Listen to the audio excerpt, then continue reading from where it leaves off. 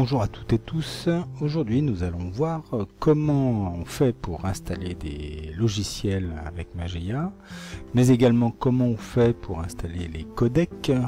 Et ensuite, enfin, on va voir comment est-ce qu'on fait pour désinstaller des petits bouts de programme qui sont devenus obsolètes et qu'en langage Linux on appelle des orphelins. Voilà, donc c'est parti. Pour commencer, on va voir comment on fait pour installer des logiciels avec Mageia. C'est pas dur, il suffit de se rendre dans la barre de tâches, voilà, et de viser le grand M bleu, parce que le M jaune qu'on peut rencontrer c'est pour la malbouffe. Donc là non, on va prendre le grand M bleu qui est le centre de contrôle Mageia. Et si vous vous souvenez bien, au moment de l'installation, on vous a demandé de mettre un mot de passe pour l'administrateur. Et ben voilà, c'est maintenant qu'on l'utilise. Donc on rentre le mot de passe administrateur, on valide et on voit ce qui se passe. Ça tombe bien, première page à laquelle on tombe, c'est installer et désinstaller des logiciels, donc ça va nous simplifier la tâche. Petit préalable quand même, il faut avoir configuré les sources. Que sont les sources sous Mageia? Mageia, comme toutes les distributions Linux, fonctionne avec un mode de bibliothèque, où sont stockés tous les programmes, tous les logiciels disponibles. On ne la trouve pas sur internet, même si on peut trouver des exécutables, ou en tout cas des logiciels sur internet. Non, on les trouve dans ces fameuses bibliothèques qui, toujours en langage Linux, s'appellent des sources. Donc avant de pouvoir installer, il faut vérifier que vos sources sont bien configurées. Voilà. Moi j'ai plein de sources ici. J'ai choisi de ne pas mettre le CD-ROM en source parce que sinon il me demande à chaque installation de nouveau logiciel de réinsérer le CD-ROM. Voilà. Et puis vous voyez que j'ai coché ou décoché certaines cases. Toutes les cases que j'ai laissées en décoché, mais ça c'est un choix personnel, c'est la partie testing, puisque il y a plusieurs types de logiciels disponibles. Il y a ceux qu'on appelle les versions stables, et puis les versions qui sont mises en collaboration et qui ne sont pas encore stabilisées sont mises soit en debug, soit en testing, de manière à ce que chacun puisse rapporter à la communauté qui développe ces logiciels, n'oublions pas qu'ils sont des logiciels libres, tous les bugs constatés. Donc moi non, je ne me suis pas inscrit dans la partie testing, donc vous voyez tout ce qui est testing n'est pas coché. Voilà, une fois qu'on a les sources, c'est pas dur, on va dans la partie installer et désinstaller des logiciels. Alors ça peut être un peu long en fonction du nombre de sources qu'on a. Voilà, le temps de rechercher les packages qui sont installés.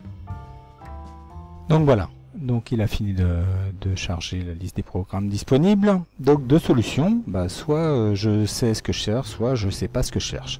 Donc je vais commencer par la première version, je ne sais pas ce que je cherche, et on va dire je veux m'installer un jeu.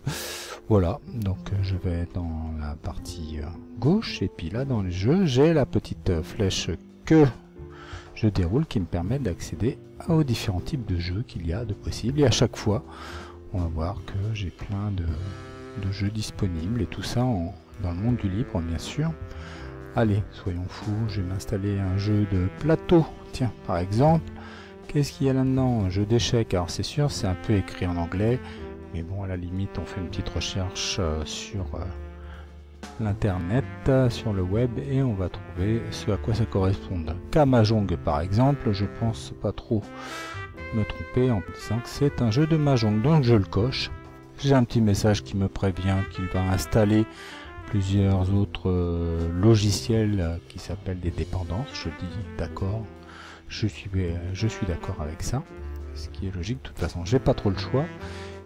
Et donc là, avant de faire appliquer, donc on voit ici petite flèche orange que il est prêt à être téléchargé et installé. Deuxième logiciel que je vais installer, c'est un petit logiciel. Un petit utilitaire de gestion des dossiers, et je sais pas où il se trouve, par contre je sais comment il s'appelle. Donc ce que je vais faire, je me mets dans la barre de recherche ici, puis je vais taper directement son nom que je connais, qui s'appelle FileLite. Voilà, je valide, et là FileLite il existe bien, c'est un outil graphique d'utilisation des disques. Je le coche également, voilà, et puis on voit également encore prêt à être installé. Maintenant, je vais lui faire appliquer. Nouveau message qui me dit, qui me prévient de tout ce qui va être installé. Si je suis d'accord, je n'ai plus qu'à valider. Et c'est parti.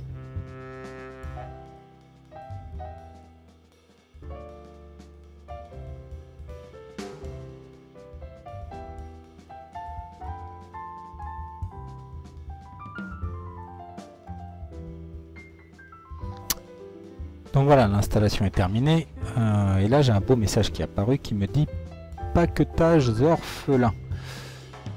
Et il me liste tout un tas de paquetages qui en fait sont des petits logiciels complémentaires, des sortes de briques.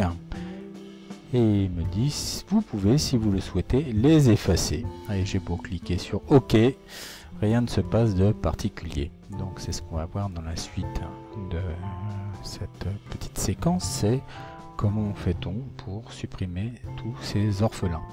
Et c'est là qu'on va faire un petit peu de mode de programmation en mode console, voyelle, comme on disait aux chiffres et aux lettres, mais ça c'était avant. Donc là, il est en train de refaire le petit check-up des paquetages qui sont disponibles. Et voilà, donc c'est fini. Je peux quitter. Ce que je fais, je quitte le centre de contrôle Mageia. Voilà, et je vais pouvoir vérifier que mon petit jeu s'est installé. Voilà, une nouvelle rubrique est créée. Jeu d'arcade, jeu de plateau, Mahjong. Il est là. Je vais pouvoir occuper mes longues journées de travail lorsque j'ai fini de faire tout ce que j'ai à faire. Bien sûr, on ne va pas s'amuser au boulot, on n'est pas là pour ça. Deuxième petit logiciel que j'ai utilisé, que j'ai téléchargé, c'est Firelight. Son usage, vous en aurez ou pas une certaine utilité. Moi je m'en sers beaucoup de manière, alors là on voit qu'on a tout un tas de documents et de fichiers, mais je ne sais pas quel est le plus gros répertoire et où sont stockés les plus gros répertoires. Clic droit, particularité de Firelight, je fais un clic droit dans ce répertoire et je fais ouvrir avec Firelight et vous allez voir, voilà, Firelight, ce qu'il me donne c'est la répartition. Je vois où sont mes plus gros répertoires et qu'est-ce qui prend le plus de place sur mon disque dur. Voilà, petit utilitaire. Bien, maintenant qu'on a vu comment installer des logiciels, on va voir comment est-ce qu'on fait pour installer des codecs. Alors les codecs, ce sont ces petits bouts de programme, codecs comme codeur-décodeur ou bien compresseur-décompresseur, qui permettent de lire tous les fichiers audio et vidéo et d'encoder et de décoder comme leur nom l'indique. Donc pour ce faire, on a une commande particulière qu'il faut saisir puisqu'on ne peut pas les installer à partir du centre de contrôle Mageia. Donc on va être obligé de passer par l'internet pour faire une petite recherche. Voilà, de manière à trouver où sont les codecs. Donc Firefox, le navigateur par défaut. J'ouvre un nouvel onglet et dans cet onglet, la page de recherche, je tape codec Mageia.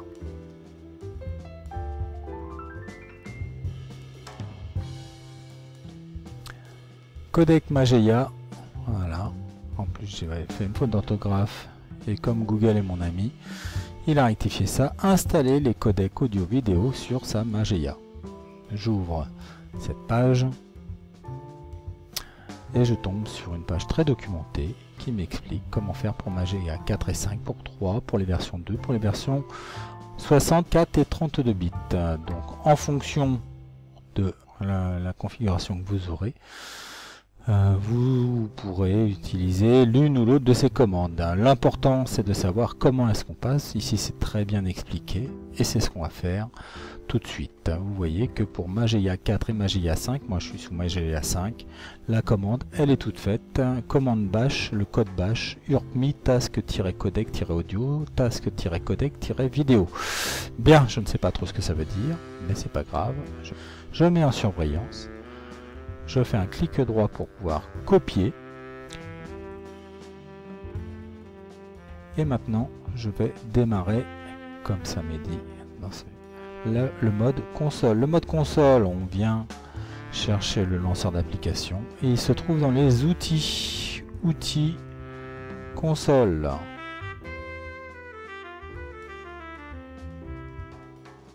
Donc là, je suis en mode console et on voit que j'ai un petit symbole ici qui va me signifier si je suis en mode utilisateur simple, c'est-à-dire celui qui a peu de droits, le droit de voir en fait, mais qui n'a pas le droit de modifier quoi que ce soit, ou l'administrateur qui est également appelé root. Ce qui les distingue, c'est ce petit symbole. Le caractère $ signifie que je suis en mode simple utilisateur. Il va donc falloir que je passe en mode administrateur. Pour faire ceci, comme c'était expliqué sur la page web, d'installer des codecs Mageia, il suffit de taper la commande SU, dont on peut se souvenir en se disant c'est super utilisateur, même si ça ne veut pas particulièrement dire ça, mais c'est un moyen mnémotechnique. Il nous demande le mot de passe qu'on va rentrer. Alors pas de panique si ça ne bouge pas, c'est normal. Vous ne voyez aucun caractère s'afficher, pas même le curseur se déplacer, c'est pas grave, continuez à taper votre mot de passe, validez, et vous allez voir que vous êtes passé en mode super utilisateur ou mode administrateur lorsque le symbole $ s'est transformé en dièse. Une fois que je suis là, je suis donc en mode administrateur. Il suffit de faire édition, coller, et la petite phrase qui était là, voilà, est venue s'afficher ici sans que j'ai besoin de la retaper en entier. Je valide, et comme je suis un super utilisateur, un administrateur, j'ai le droit de tout installer. Et là, il va chercher automatiquement les petits logiciels, les packages qui contiennent tous les codecs vidéo. C'est fait. Il me dit que tâche 1 sur 2, les codecs vidéo sont installés, les codecs audio sont installés. C'est terminé. Reste plus qu'à voir la dernière chose dont on a parlé, c'était comment se débarrasser des packages orphelins, c'est-à-dire ces petits bouts de logiciels qui sont normalement rattachés à des applications principales, mais qui n'ont plus lieu d'être et qui ne se suppriment pas automatiquement. Mais il y a une commande qui existe toujours en mode console, et là il faut la saisir, taper un peu au clavier. La commande c'est urpme, U-R-P-M-E, espace, -du6, auto, A-U-T-O, -du6, orphan, O-R-P-H-A-N-S, et je valide. Donc là il va le faire, l'inspection de tous ces petits bouts de pactage qui sont orphelins. Voilà, il me dit que les 20 pactages suivants vont être désinstallés. 44 mégas d'octets qui vont être libérés sur la partie disque. À la fin, il me demande si je suis d'accord pour supprimer les 20 pactages. Je réponds oui, je valide. Et là, la désinstallation, voilà, se passe pactage après pactage. Et on a une distribution qui est toute propre. Quelques messages apparaissent, pas de panique. Voilà, notamment les anciens noyaux qui s'appellent kernel vont être supprimés au fur et à mesure de manière à ne pas utiliser de place à chaque fois qu'on est passé sur une version supérieure du noyau. C'est terminé, le prompt est revenu avec le mode $. Pour revenir au mode simple utilisateur, la commande c'est exit. Voilà, et là on voit que je suis passé avec mon petit $, pardon, tout à l'heure j'étais en dièse, je suis en $. Voilà, donc vous savez maintenant comment on installe des logiciels, comment on installe des codecs, et puis comment est-ce qu'on supprime les paquets orphelins. A très bientôt pour une prochaine séance sur l'utilisation de Mageia.